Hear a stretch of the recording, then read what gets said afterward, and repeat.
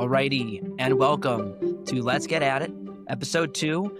I'm here with Finn Mallery, one of the founders of Origami Agents, a YC-backed startup where they pretty much find every type of person that you want to find in order to grow your business and to continue bringing in more revenue.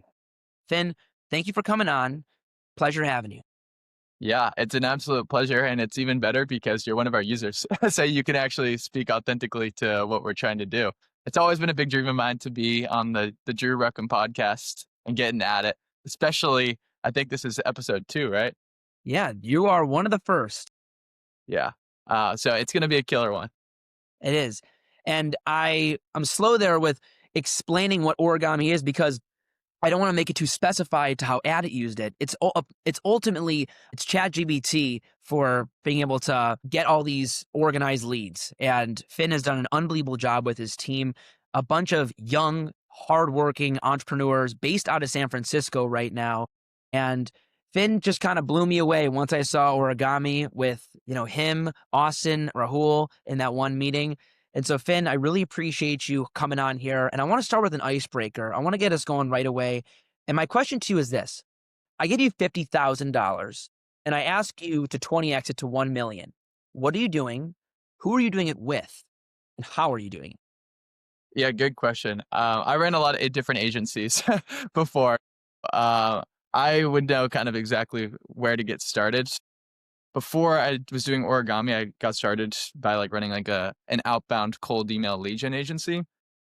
So effectively what I would do, I literally started this, when I was 19, and I would just go to Apollo, spend $50, get a great lead list, qualify and enrich, build a lot of AI scrapers to get better information on them, get hundreds of different email mailboxes, make sure you have good deliverability, and then just try to book as many meetings as you can with these people and sell them more lead gen outbound scaled cold email. It's just kind of like the meta playbook in 2020, 2021 before GPT and the AI SDRs blew everything out of the water. But it's kind of the perfect offer. If you can hit someone up on their email and say I promise you, you are going to book 5 qualified meetings next month and you're going to get your money back if you can't, and you actually have that skill, you are great at doing that. I would write guides that were hundreds of pages long, send them to people, make YouTube videos, and then as you kind of start scaling up, get your first 10, 15 clients, you get them into Slack, just get a lot of offshore support, which you can do for less than $50,000. It's probably 1,000 to 3,000 for people to help with customer support and giving them logs to set up email deliverability. Yeah. Yeah, pretty niche, but there's definitely a lot of money to be made in lead generation, and you can do it pretty fast with just a computer and no skills if you're willing to grind and learn. Absolutely. Being able to ride that wave rather than trying to pave your own path is kind of what it sounds like. Because in the 2020, 2021, this was hot. And being a 19-year-old, I'm sure that you're doing this in your first years at Stanford, it was probably really amazing to be able to just organize your own business, organize your thoughts, and actually help people with something that everyone's working on. Somebody said this to me. They had a phenomenal beverage product. This is before I even knew what the word CPG meant. They said, building a product is easy. Marketing the product, marketing yourself, that's where the challenge comes in. Would you agree? Oh, yeah, absolutely. And that's just kind of where we're at in 2025, 2026. There's a proliferation of software and products and entrepreneurship unlike anything that's ever been seen before because the barrier to entry in the bar has been so low. I saw a stat that the apps released on the iOS App Store in the last quarter, the last 3 months, was 26% of the total amount of apps that have been released over the past 20 years. And that's very exaggerated compared to many industries, but it's still a snapshot of what's happening. And so because of that, the most important skill you can have is distribution and marketing, brand, and standing out. And so if you're in a field where that's what you're helping people do, you can really provide great leverage to people. Unbelievable. So that sounds like why you really were able to get into Origami. You were able to do this pre-AI. You were able to bootstrap this on your own, it sounds like. You have the drive. You wanted to be an entrepreneur. I don't know what your life was like beforehand. I don't know what your parental upbringing was, but it sounds like you always were entrepreneurial at heart. Is that true? Not exactly, actually. I didn't really know too much about entrepreneurship until I got to Stanford. I originally wanted to go into studying international relations. I was super into history and politics, and I thought it was going to be a great mix, and so that's what I came in wanting to do. And I studied under like some really great fellows at the Hoover Institution at Stanford. But what I kind of realized is like there's just way more leverage to provide to the world through technology than what I would be able to do on that other type of career path, where like you need 10 years of experience before you can really make decisions that impact things outside of your local team, right?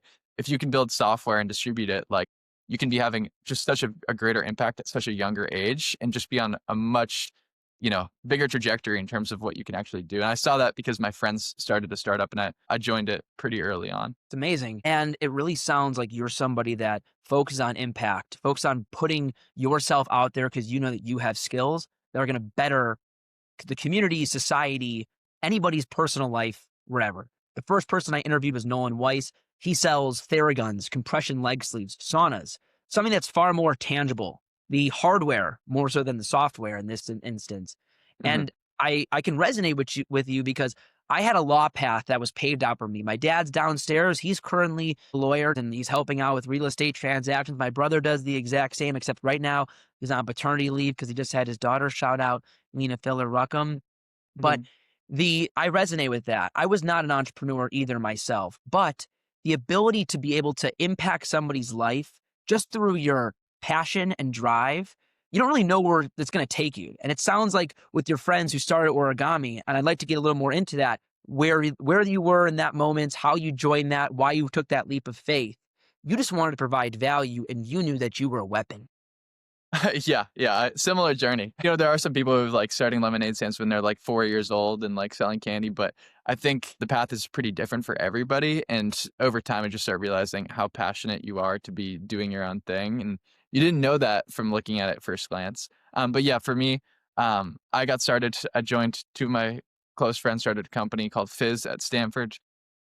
It ended up becoming very successful. So the largest college social network since Facebook. And they dropped out and raised over $40 million by the time they were 19. And so I was doing like our go-to-market at Stanford and working across other college campuses. So I got to kind of watch them do that. And I was like, wow, like, you can take a product that no one's ever heard of to a college campus and the next day have over 80% of the students download and using it. Like that's crazy. And still using it today, 5 years later. Like, I've never seen anything like that before. I want to do something like this.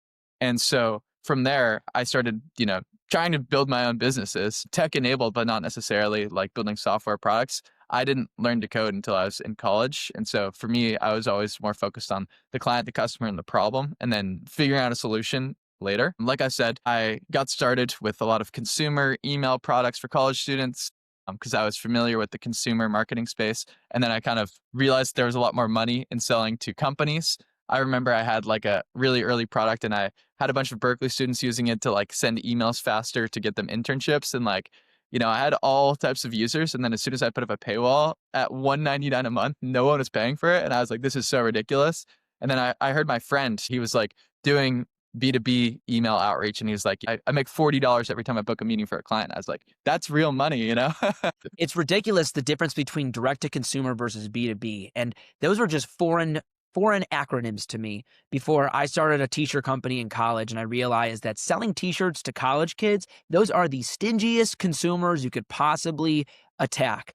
And it sounds like you were in a very similar boat there. And the second that you realize that these companies, they're looking to spend money to get an edge, to reinvest so they can, make more revenue in the future, that's where you got to go. Speaking from a co-founder here who's used origami from a trial standpoint, it has so much utility here. I can't believe that I wasn't using this beforehand. Yeah, no, I appreciate it. So did you end up taking your t-shirt company and selling to companies?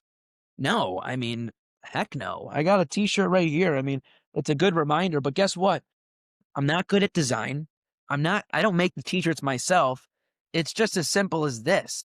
It wasn't It wasn't like I was trying to make these massive graphic tees and I didn't want to infringe on any copyright stuff. So how do you go about not infringing on copyright or trademark? You just use your own last name. And Yeah. next thing I know, I didn't start it to make any money though, and I never did it to try and drive a profit. That's probably why it's still not a business anymore. But I was able to make an Instagram account and sell about over 500 t-shirts, 200 hoodies, 100 beanies. and walk around the campus of the University of Michigan and see pictures that my friends send me from Tulane or Vanderbilt or Illinois or Indiana, and there's people wearing the Ruckum tee out to a bar. That was really cool for me. So Yeah. I can really understand that path. I think it's Teddy Solomon. Is that the Fizz? I've connected with him in the past, but through Fizz, it sounds like it was just an amazing journey to see. And that segues me to my next question to you. And it's maybe it's not origami. Maybe it was one of these other solo entrepreneur jobs that you were doing. I'm curious what your first biggest magical moment was, where you just knew that you were on the right path, that it validated, maybe it was never international studies, but it was always doing something at Stanford. Yeah, absolutely. After I graduated, I was still running my agency. And at this point, it had evolved a lot towards working with larger clients and doing data enrichment for their sales teams versus just the pure scaled cold outbound because the AI SDRs had kind of tanked that market. And there was a new, really exciting opportunity for data collection, scraping, et cetera, to power their teams because this was now becoming a large focus. And there's a lot more companies could do from turning unstructured data to structured data because of AI. So my agency had kind of changed to that. I moved to like a hacker house in San Francisco. I just threw everything in my car and moved there as like 6 different people. I just had one bedroom. I was just running my agency essentially from then, supporting myself. I was like, I don't really care what it takes. Like I am going to grind in this room until we build something great. I'm not exactly sure what that path looks like right now, but I'm already doing it right. Like I've already got my company here. I don't have anything at all to show for it as far as my family, my friends know. Like I'm just completely unemployed and like living in like a 1 bedroom. But It is a subjective statement. yeah, it is. In my head, I was not. Yeah, that's great. It sounds like you find fulfillment though in being able to build. Money is not the metric that you strive for. And so my question to you is, what is your definition of success? Yeah, good question. Definitely working on something that I love doing every day. Like it doesn't matter to me at all. Like I would rather be straight up homeless with like a computer trying to build my dream than making millions of dollars in like finance or just doing something that I actually hate. I just get like this existential sense that I'm like wasting my life away if it's not something that I love doing. So that's the most important thing to me above all else. And there's a lot of other things that come with that, like building with great people, building something that I love, helping people, but just doing something, working on something that's really interesting that I love is, I think, the thread that ties it all together. I learned so much from you just from that one statement. Just that you need to do something that makes you feel fulfilled. It's like you don't eat any empty calories. You are there to satiate your body. And it's not about vanity and it's not about material, which is only going to make you go so far. Because Finn, how old are you? Are you 22? I'm 23. 23? Yeah. Great. And it sounds like you have really been able to build up a foundation, an internal one, from being able to work on something yourself, something on a team, but also now having a bigger team through Origami, where you guys are ultra active in the Slack. So, my question to you, sometimes the question can relate to your co founder, but I want to hear about your co founders and the team. How Yeah. important are these guys for you? Yeah, they're everything. I would be completely fucked in every way if we didn't have the team that we do. I mean, the team is the asset, right? Like, I would rather work on something completely different and still have the team that we have right now because everybody is just the best at what they do. I mean, these guys are on another level. We already have an origami mafia. Like, there's already people who've left origami and started companies and raised, millions and millions of dollars, and people who've left origami and bootstrapped companies to millions of dollars. Like, the people that work here are just one of a kind. Amazing. That's a really special thing to be a part of, a team.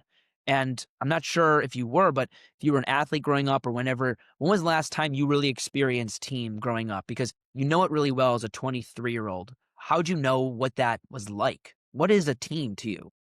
Yeah, I honestly didn't. For most of my life, I was profoundly introverted and had never really enjoyed being part of a team or part of a larger group until I got to college and started working at like these startups and seeing like, okay, like this is what a team can do together. Like this is why you work on a team. Like there's just this sum of like 3 people together equals 100, when you all have different overlapping skills and can hit that chemistry. It's amazing. One woolly mammoth can pull 2,000 tons. Two can pull 10,000. Quote Exactly. Nolan Weiss, episode 1. Yeah, we're looping it back. Always. We're always looping it back. All right. So I'm curious, aside from the team, aside from all the phenomenal answers and person that you are, I want to hear about what you do because you're not working 24/7. What is your go-to wind down activity and how important is recovery to you?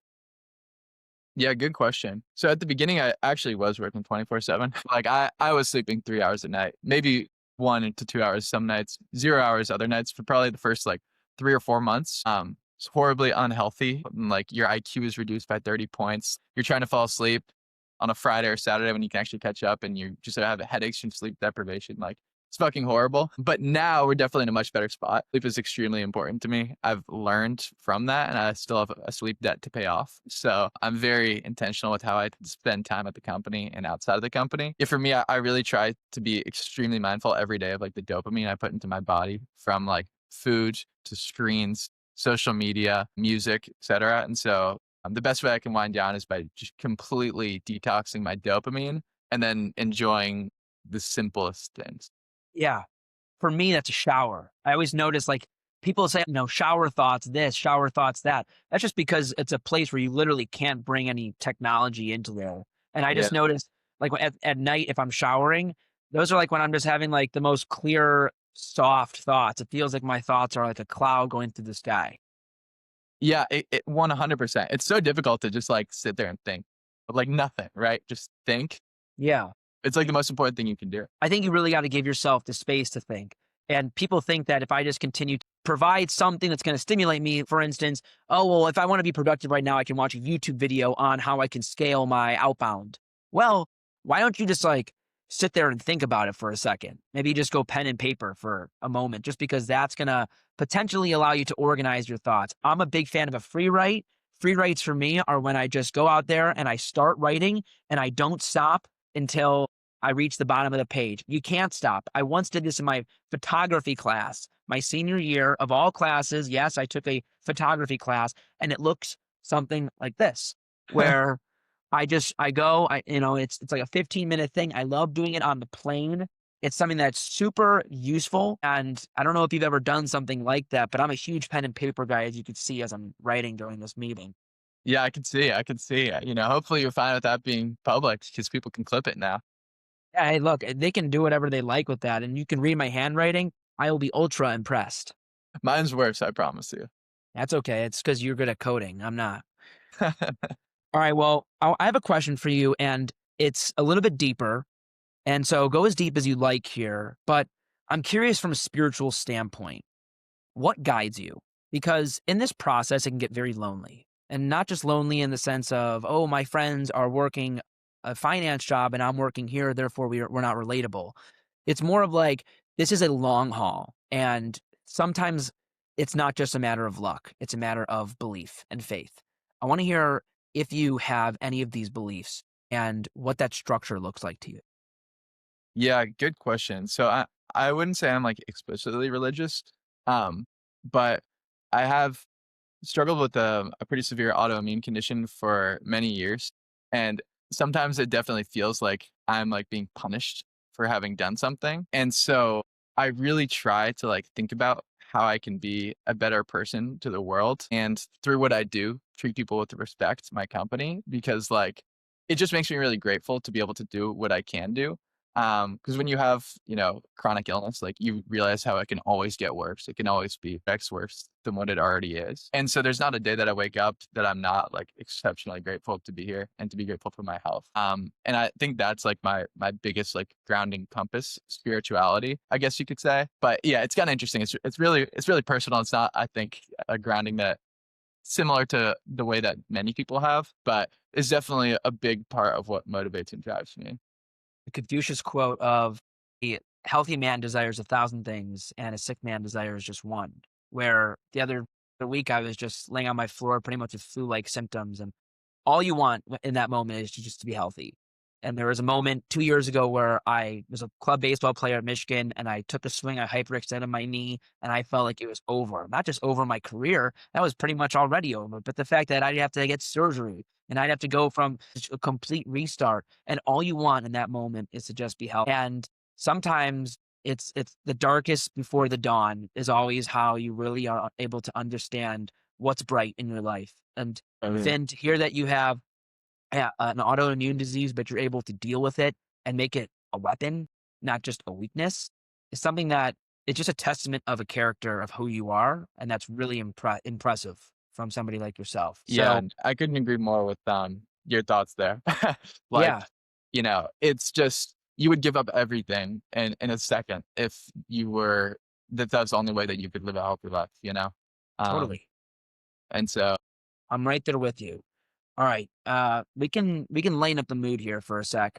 And I'm gonna ask you a question here that some people might say is a surface level question. You might see this on First Take on ESPN, and this is not a sports podcast, although I do post an unsolicited sports take a day on my TikTok. Jordan or LeBron? I'm not a basketball fan, but LeBron.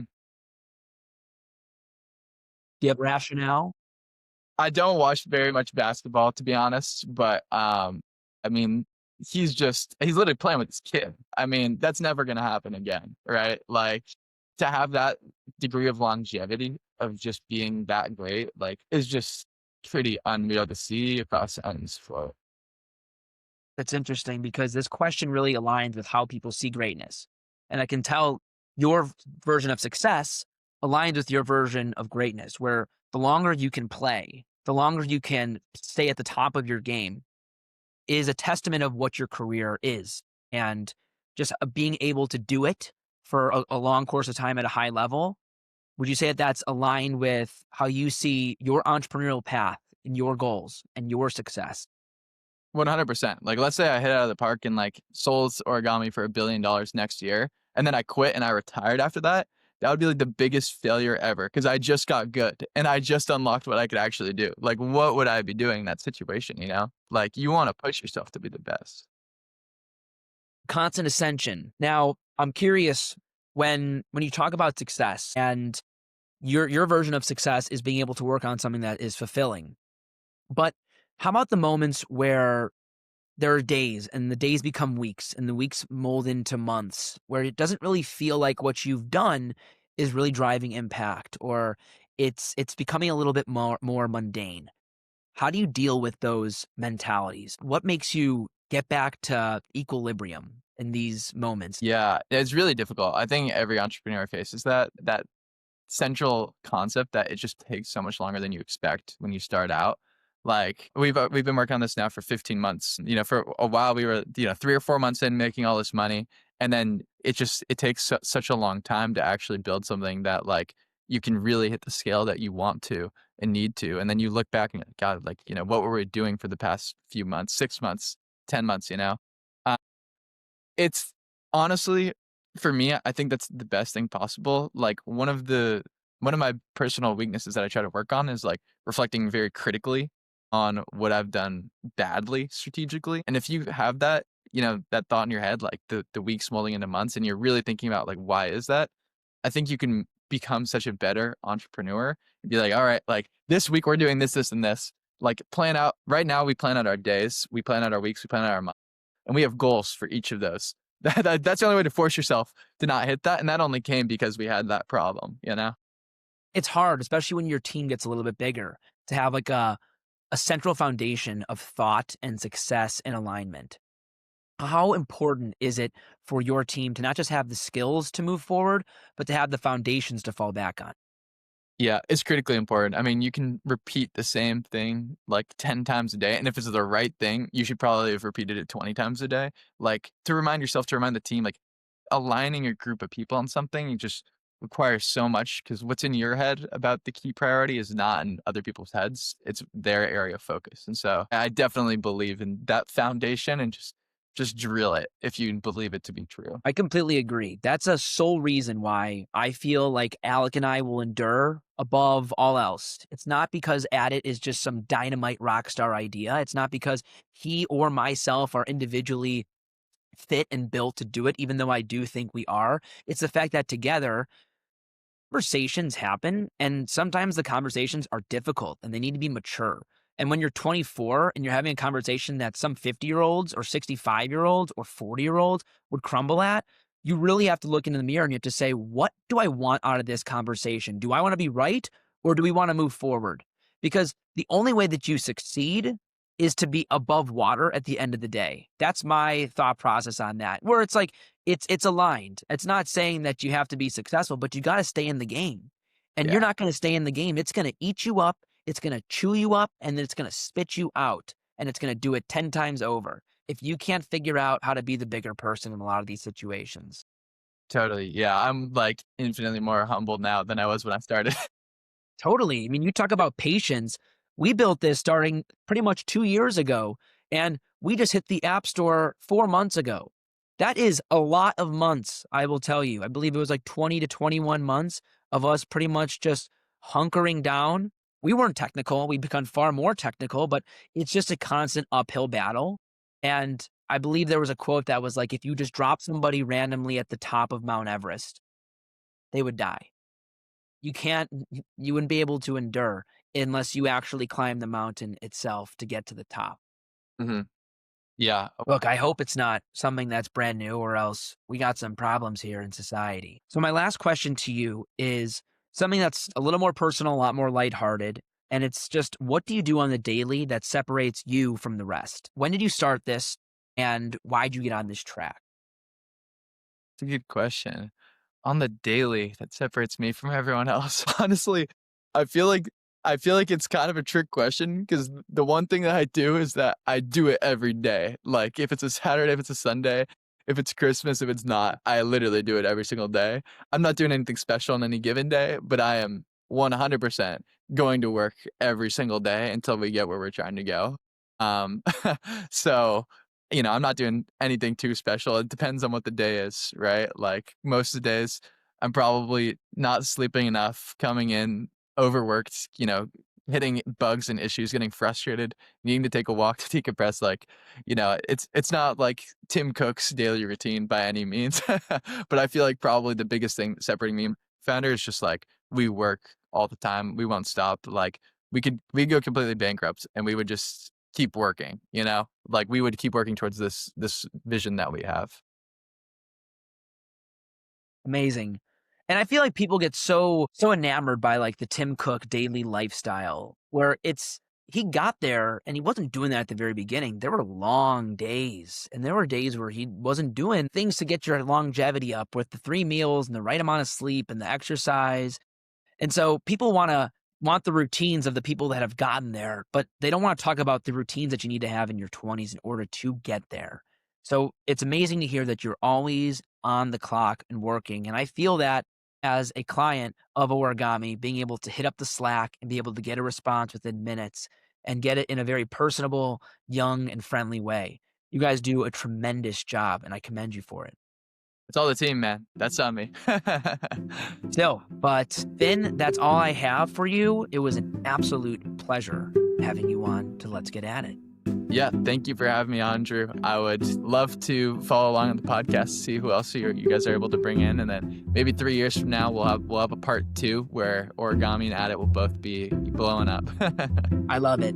I sure hope so. With the help of Origami, At It will find infinite ICPs and the right people to get onto the platform. Finn, thank you so much for coming on.